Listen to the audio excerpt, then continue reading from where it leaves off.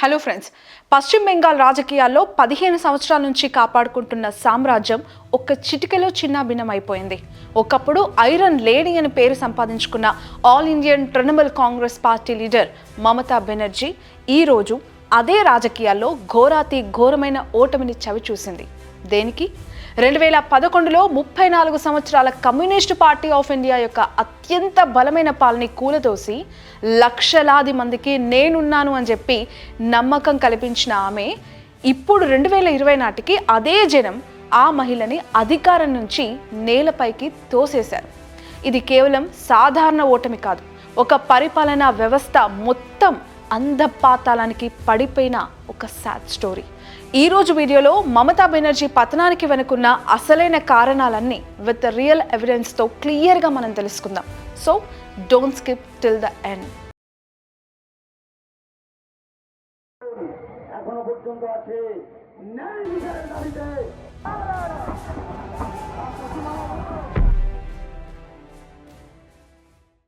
Reason number 1, 25,000 మందికి పైగా జీవితాలని నాశనం చేసిన the West Bengal central school service commission scam. Yes, ఇది చాలా బిగ్గెస్ట్ స్కామ్. 2016లో school service commission retirement drive start అయింది. అంటే స్కూల్స్లో ఉండే టీచర్స్ అండ్ రిమైనింగ్ స్టాఫ్కి సంబంధించిన పోస్టులు రిలీజ్ అయ్యాయి. ఈ పోస్టులకి కొన్ని వేల మంది అప్లై చేశారు. అందులో అనురూప బెనర్జీ అనే ఒక మిడిల్ క్లాస్ ఫ్యామిలీకి చెందిన మహిళ కూడా ఉంది. మా అమ్మ హౌస్ వైఫ్, నాన్నకి హార్ట్ ప్రాబ్లం ఉంది, ఈసారి ఎలా అయినా సరే జాబ్ కొట్టి మా పేరెంట్స్కి నేను ఫైనాన్షియల్గా అండ్ హెల్త్ పరంగా సపోర్ట్ ఇవ్వాలి అని చెప్పి ఆమె తన మనసులో చాలా స్ట్రాంగ్గా అనుకుంది అండ్ ఫిక్స్ అయింది. ఆ బలమైన సంకల్పంతోనే ఎగ్జామ్ రాసింది. చివరికి టీచర్ జాబ్ కూడా సంపాదించింది ఆమె. కానీ కట్ చేస్తే కరెక్ట్గా 10 సంవత్సరాల తర్వాత ఆమెని టీచర్ జాబ్ నుంచి ఫైర్ చేశారు. ఒక్కసారిగా తన ఫ్యామిలీ అంతా రోడ్డు పైకి వచ్చేసింది. ఇక్కడ షాకింగ్ విషయం ఏంటో తెలుసా? ఈ అనురూపతో పాటు కోల్కతాలో ఉన్న ఆల్ స్కూల్స్లోని టీచర్స్ అండ్ స్టాఫ్స్తో కలిపి మొత్తంగా 25,752 మందిని ఉద్యోగాల నుంచి ఎట్ ఏ టైం ఫైర్ చేశారు.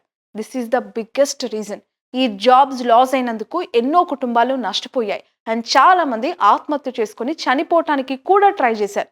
ఇంత జరుగుతూ ఉన్నా మమతా బెనర్జీ గవర్నమెంట్ మాత్రం ఎలాంటి రియాక్షన్ ఇవ్వలేదు. ఎందుకు అంటే ఈ ఇష్యూ అంతటికి కారణం ఎవరు? ఆ గవర్నమెంటే కదా. ఎస్, మీరు విన్నది నిజమే. 2016లో జరిగిన ఈ ఎస్ఎస్సి స్కామ్ మొత్తం ఒక పెద్ద స్కామ్. ఇది ఎలా జరిగింది, ఈ ప్రాసెస్ని మీకు డీటెయిల్గా ఇప్పుడు చెప్తాను. ఎందుకు అని అంటే ఇక్కడి నుంచే పతనానికి నాంది పలికింది. ఈ ఎగ్జామ్ యొక్క సెలక్షన్స్ అండ్ ఓఎంఆర్ షీట్స్లో 60 MCQస్కి బబుల్ చేసే ఆన్సర్స్ని బట్టి డిసైడ్ అవుతుంది. క్యాండిడేట్స్ వాళ్ళ ఎగ్జామ్ని కంప్లీట్ చేసిన తర్వాత ఈ ఓఎంఆర్ షీట్స్ని ఒక మెషిన్ స్కాన్ చేస్తుంది. లైక్ ఇప్పుడు మనం రాస్తూ ఉన్న ఎంసెట్ ఆల్ ఆన్లైన్ ఎగ్జామ్స్ లాగా. ఆ స్కానింగ్స్లో ఏ క్యాండిడేట్కి ఎక్కువ మార్క్స్ వచ్చి క్వాలిఫై అవుతారో జాబ్స్ వాళ్ళకి మాత్రమే వస్తాయి. బట్ ఇక్కడ టాలెంట్ లేని చాలా మందికి జాబ్స్ వచ్చాయి. అదిలా సాధ్యం? అండ్ డిజర్వింగ్ క్యాండిడేట్స్కి మాత్రం జాబ్స్ రాలేదు. దీనికి రీజన్ డేటా మ్యానిపులేషన్. నిజానికి ఈ మార్క్స్ అండ్ సెలెక్షన్ యొక్క రెస్పాన్సిబిలిటీని గవర్నమెంట్ దగ్గర నుంచి ట్రేస్ చేయాలి, అవునా? బట్ ఈ బాధ్యతని వేరే ప్రైవేట్ కంపెనీకి ఇచ్చారు తృణమూల్ కాంగ్రెస్ పార్టీ ఆ రోజుల్లో. ఆ కంపెనీ వేరే ఇంకొక వెండర్ కంపెనీకి అసైన్ చేసింది. సో ఈ వెండర్ కంపెనీ ఏం చేసిందంటే ఓఎంఆర్ షీట్స్ నుంచి వచ్చిన ఒరిజినల్ మార్క్స్ని కంప్యూటర్ సిస్టంలో స్టోర్ చేయకుండా డూప్లికేట్ మార్క్స్ని సిస్టంలో స్టోర్ చేసి ఒరిజినల్ ఓఎంఆర్ షీట్స్ని డిస్ట్రాయ్ చేసింది. ఫర్ సపోజ్ టాలెంట్ ఉన్న పర్సన్స్కి ఒరిజినల్ మార్క్స్ 50 వస్తే ఈ వెండర్ కంపెనీ 30 మార్క్స్ మాత్రమే వేసి సిస్టంలో స్టోర్ చేసేసింది. అండర్జర్వ్డ్ క్యాండిడేట్స్కి 30 మార్క్స్ వస్తే 50 మార్క్స్ వేసి క్వాలిఫై చేసింది. అసలు ఎందుకు ఈ వెండర్ కంపెనీ ఇలా చేసింది అని చెప్పి మీకు డౌట్ రేజ్ అవ్వచ్చు. Answer is very simple. అమ్ముడుపోవడం. పలుకుబడి ఉన్న వాళ్ళకి ఒక రకమైన మార్కులు, టాలెంట్ ఉండి మంచిగా ఎగ్జామ్ రాసిన వారికి లో మార్క్స్ వేసింది. అంటే దీనికి ప్రూఫ్ ఏది అని మీరు అనొచ్చు. వెస్ట్ బెంగాల్ మినిస్టర్ అయిన పరేష్ అధికారిస్ డాటర్ ఈ ఎగ్జామ్ రాసి జాబ్ సాధించింది. నిజానికి ఈమెకి క్వాలిఫై మార్క్స్ కంటే చాలా తక్కువ మార్క్స్ వచ్చాయి. బట్ ఇక్కడ పలుకుబడి అండ్ అధికారమే గెలిచాయి అక్కడ. ఈ విషయం సుప్రీంకోర్టు వరకు వెళ్ళింది. ఎవరైతే ఎస్ఎస్సి ఎగ్జామ్స్లో జెన్యూన్గా హై స్కోర్ చేశారో వాళ్ళందరినీ సపరేట్గా షార్ట్ లిస్ట్ చేసి పెట్టండి. ఎందుకంటే వాళ్ళు కష్టపడి రాశారు, వాళ్ళకి జాబ్స్ వచ్చేలా చూద్దామని చెప్పి బెంగాల్ గవర్నమెంట్కి సుప్రీంకోర్టు ఇన్ఫార్మ్ చేసింది అప్పట్లో. బట్ ఈ విషయాన్ని బెంగాల్ గవర్నమెంట్ ఒక చెవితో విని ఇంకొక చెవితో వదిలేసింది. సుప్రీంకోర్టుకి బెంగాల్ గవర్నమెంట్ తీరు నచ్చక ఆ టైంలో ఈ ఎస్ఎస్సి ఎగ్జామ్ జెన్యూన్గా రాసి ఎవరైతే క్వాలిఫై అయ్యారో వాళ్లతో సహా టోటల్గా 25,732 మందిని జాబ్లో నుంచి ఫైర్ చేసేలాగా ఆర్డర్ చేసింది. ఈ issue Mamata Banerjee government negligence వల్లే జరిగింది అని చెప్పి దేశం మొత్తానికి తెలిసిపోయింది. కానీ దీని వెనుక బీజేపీ అండ్ సిపిఎం పార్టీలు ఉన్నాయని చెప్పి టాపిక్ డైవర్ట్ చేయాలని చూసింది. బట్ జనం ఏం పిచ్చోళ్ళు కాదు కదా నమ్మటానికి. అందుకే మమతా బెనర్జీ అండ్ ఆమె గవర్నమెంట్కి ఈ ఇష్యూ తర్వాత నుంచే డౌన్ఫాల్ స్టార్ట్ అయింది. And reason number 2, RG Kar medical college and హాస్పిటల్లో జరిగిన రేప్ అండ్ మర్డర్ కేస్. ఈ కేసు గురించి మీరు చాలా విషయాలు వినుంటారు, చూసుంటారు, బాధ కూడా పడుంటారు. 2024లో ఈ రేప్ అండ్ మర్డర్ ఇన్సిడెంట్ కేవలం వెస్ట్ బెంగాల్లోనే కాదు, దేశం మొత్తాన్ని కూడా కుదిపేసింది.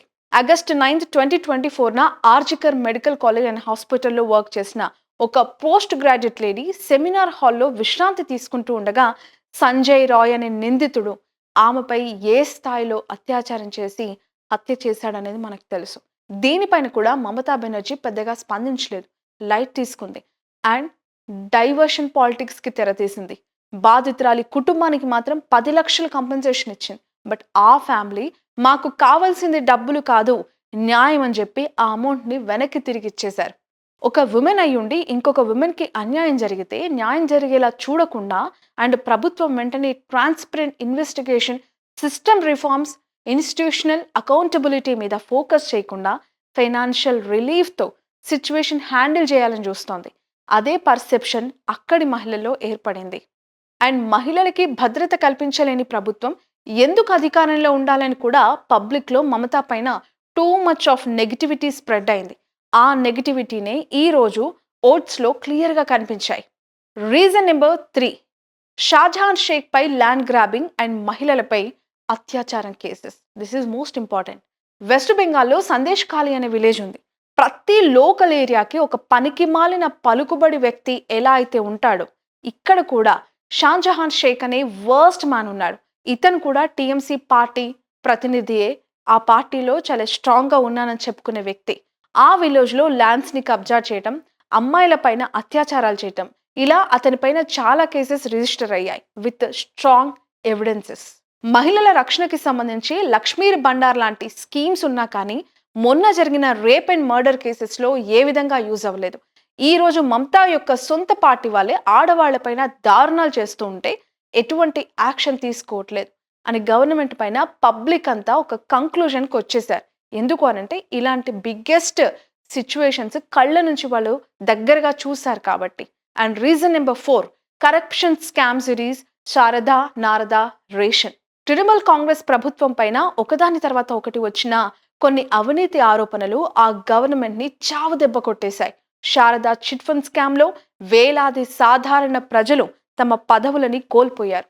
నారదా స్టింగ్ ఆపరేషన్లో టీఎంసీ పార్టీకి చెందిన నాయకులు లంచాలు తీసుకుంటున్న వీడియోలు బయటకొచ్చాయి. చివరికి పేద ప్రజలకి రేషన్ సప్లై చేయటంలో కూడా ఈ ప్రభుత్వం సక్సెస్ కాలేకపోవడంతో అసలు ఈ ప్రభుత్వం ఏం చేస్తుంది, ఎందుకుంది అని చెప్పి అనుమానాలు, అసహనం ప్రజల్లో తీవ్ర స్థాయిలో పైకి వచ్చాయి. అండ్ ఓపెన్ గా చాలా మంది విమర్శించే స్థాయికి చేరుకున్నారు. ఎందుకంటే సహనం కోల్పోయారు. కొంతమంది critics west Bengal governance mafia Raj లాగా పనిచేస్తుంది, అలా మారిపోయింది అని చెప్పి విమర్శించారు. డైరెక్ట్ గా మమతా బెనర్జీని అటాక్ చేశారు.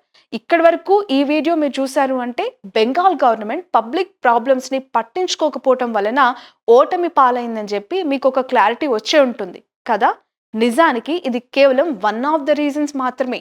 ఇంకా ఇలాంటివి చాలా ఉన్నాయి. నిజానికి ఈరోజు వెస్ట్ బెంగాల్లో మమతా బెనర్జీకి రాజకీయ స్థానం లేకపోవటానికి మరో ముఖ్య కారణం ఒకప్పుడు టీఎంసీ పార్టీలో లీడ్ రోల్ని ప్లే చేసిన సువేందు అధికారి. ఎస్, ఈ పదం చాలా వైబ్రేషన్ క్రియేట్ చేసింది వెస్ట్ బెంగాల్లో. ఇనీషియల్ స్టేజ్లో టీఎంసీ పార్టీ గ్రామీణ ప్రాంతాల్లో బలపడటానికి మరియు ఎస్పెషల్లీ లెఫ్ట్ వింగ్ అయిన సిపిఎంని ఓడించి అధికారంలోకి రావడానికి సువేందు అధికారి అండ్ అతని ఫ్యామిలీ చాలా కీ రోల్ ప్లే చేశారు. కానీ మమతా బెనర్జీ తన మేనల్లుడు అభిషేక్ బెనర్జీని పార్టీలో వేగంగా ప్రమోట్ చేయటం ప్రారంభించింది. పార్టీని వెనక నుంచి నడిపిస్తున్న నన్ను కాదని ఈ రోజు తన మేనల్లుని తల మీద ఎక్కించుకుంటుందా అని చెప్పి ఫీల్ అయ్యి 2020లో ఆయన టీఎంసీని వదిలి బీజేపీలో చేరిపోయాడు. టీఎంసీ పార్టీ ఆ రోజు నుంచే మెల్లగా బలహీనపడటం స్టార్ట్ అయింది. ఇక్కడ షాకింగ్ విషయం ఏంటో తెలుసా? 2021 అసెంబ్లీ ఎలక్షన్స్ లో ఎమ్మెల్యే సీట్ కోసం మమతా అండ్ అధికారి వెస్ట్ బెంగాల్లోని నందిగ్రామ్ నియోజకవర్గం నుంచే పోటీకి దిగారు. అదే అసలైన వార్. ఆ రోజు ఎవ్వరు ఊహించిన విధంగా బీజేపీ పార్టీ తరపున పోటీ చేసిన అధికారి ఈ ఎలక్షన్స్ లో గెలిచారు. అండ్ 2026 ఎలక్షన్ లో కూడా మమతా సొంత నియోజకవర్గమైన భవానీపూర్లో 15,105 మార్చి నోట్స్ పైన గెలిచి తన గెలుపు జెండాని మరొకసారి అక్కడ పాతాడు. చాలా స్ట్రాంగ్ గా మేమే ఇకపైన అని చెప్పి ఒక సవాల్ విసిరారు. అండ్ ఫైనల్ గా బెంగాల్ గవర్నమెంట్ 294 అసెంబ్లీ సీట్స్ లో 80 సీట్స్ మాత్రమే గెలిచి మమత తన రాజకీయ అధికారాన్ని వదులుకోవాల్సి వచ్చింది. అండ్ బీజేపీ 207 సీట్స్ తో లీడింగ్ లో ఉండటంతో ఇప్పుడు వెస్ట్ బెంగాల్ కూడా బీజేపీకి అడ్డాగా మారిపోయింది. ఇప్పుడు వెస్ట్ బెంగాల్లో బీజేపీ అధికారంలోకి వచ్చింది కాబట్టి ఇప్పుడు ఆ స్టేట్ కి ఆనుకొని ఉన్న బంగ్లాదేశ్ లో కొన్ని అల్లర్లు షురూ అయ్యాయి. దేనికి? బీజేపీ క్యాంపెయిన్ స్పీచెస్ లో మోదీ సహా మిగిలిన నేతలు ముస్లిమ్స్ ని బంగ్లాదేశ్ ఇన్ఫిల్ట్రేటర్స్ అని చెప్పి, ఇల్లీగల్ ఇమిగ్రెంట్స్ అని చెప్పి తరిమి కొట్టండి అని చెప్పి హిందూ కన్సాలిడేషన్ కోసం పిలుపునిచ్చారు. బహిరంగ సభల్లో వాళ్ళిచ్చిన ప్రచార స్పీచెస్ లో అన్నిట్లలో కూడా ఇదే నినాదాన్ని చాలా స్ట్రాంగ్ గా బీజేపీ వెస్ట్ బెంగాల్ ప్రజల్లో నింపింది. దీనివల్లే వెస్ట్ బెంగాల్లో బీజేపీ వస్తే అక్కడున్న బంగ్లాదేశ్ ప్రజల పరిస్థితి ఏంటి అని చెప్పి ఒక ఆందోళన అక్కడ స్టార్ట్ అయింది. And election commission of India నిర్వహించే ఇండియాలోని ఓటర్ల జాబితా అప్డేట్ ప్రాసెస్ గురించి కూడా కొన్ని గొడవలు అక్కడ షురూ అయ్యాయి. దీని తర్వాత స్పెషల్ ఇంటెన్సివ్ రివిజన్ అని చెప్పి పిలువబడే ఒక అప్డేట్ ప్రాసెస్ లో సుమారు 91 లక్షల మంది పేర్లు ఓటర్ లిస్ట్ నుంచి అక్కడ రిమూవ్ చేశారు. ఒక్కసారి ఊహించండి, వందలు వేలు లక్షలు కాదు, 91 లక్షలు అంటే దాదాపు కోటికి 9 లక్షల తక్కువ ఫిగర్ అన్నమాట.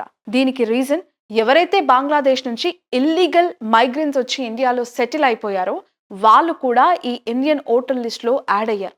అందుకే వాళ్ళని రిమూవ్ చేశామని చెప్పి కొన్ని రాజకీయ వాదనలు వినిపిస్తూ ఉన్నాయి. మరికొందరు జెన్యూన్ ఇండియన్ ఓటర్స్ ని election commission of India remove చేసిందని ఆరోపిస్తున్నారు. బట్ ఇప్పుడు ఎన్ని మాట్లాడుకున్నా ఏం చేసినా రిజల్ట్స్ వచ్చేసాయి. అక్కడ బీజేపీ రూల్ మాత్రమే వెస్ట్ బెంగాల్లో స్టార్ట్ అయింది.